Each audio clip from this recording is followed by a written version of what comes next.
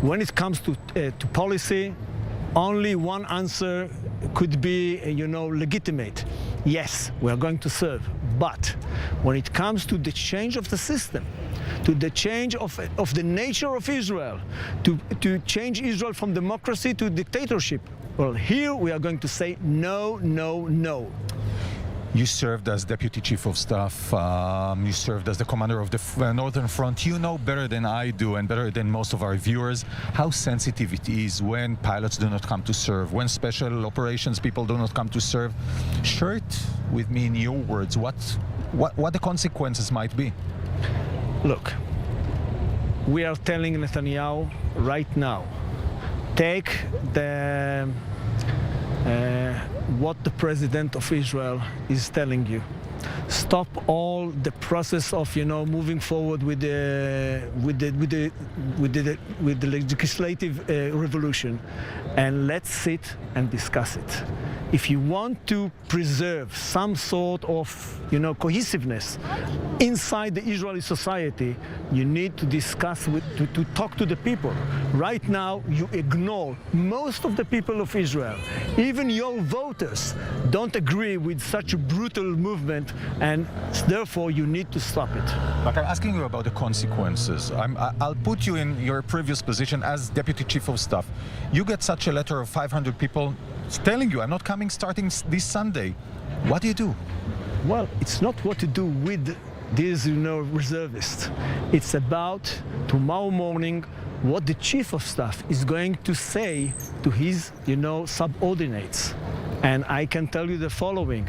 We are all prominent figures in the Israeli society are going to a point where they have to choose, a singular point where they have to choose between democracy or dictatorship. And they are going to choose democracy. So if you were to be currently the Chief of Staff or the head of Shabak or head of Mossad, because everybody is involved, what would you tell the Prime Minister and others? Look, you take unbelievable risk. For what? For your legislative problems? Your problems with the law and the court? Come on. The people of Israel and the status of Israel are much more important than your own personal destiny. You saw the situation in the Northern Front this week. Hezbollah trying to sneak in a terrorist successfully. So luckily for us, he didn't achieve to create a huge operation with lots of casualties.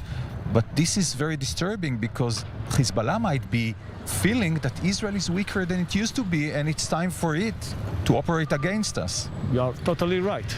Yes, the minute you tore the people from the inside, you weaken Israel in a very prominent manner. And this is so sad because the Prime Minister of Israel, the coalition, need to strengthen Israel. And what we see right now, the minute you weaken the internal structure of Israel, yes, there are always enemies outside who are going to exploit this maneuver for their behalf. So I'm taking you to the next step. We've seen Nasrallah this week, unsuccessful, luckily for us, but what's ahead of us if this legislation goes on, and if we see more and more people leaving the service from within or from outside, and we see our enemies, sensing that and trying to use that for their benefits, what's going to happen? There is a much bigger threat, and the biggest threat is a kind of conspiracy leading by the government in order to solve the internal problems with external crisis.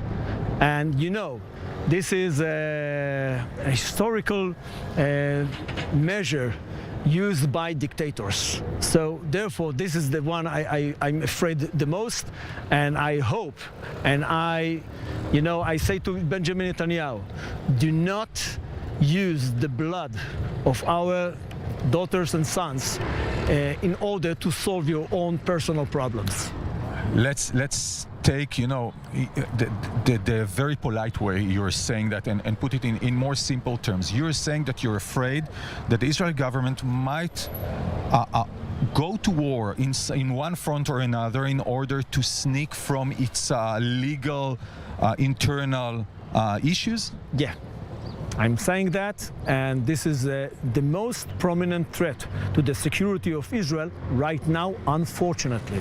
It's a hard saying, you know, even for me, as part of, you know, of the opposition. But it's a hard saying. I wouldn't say something like it, you know, never, ever, ever before. But right now, when all the barriers and all, I would say,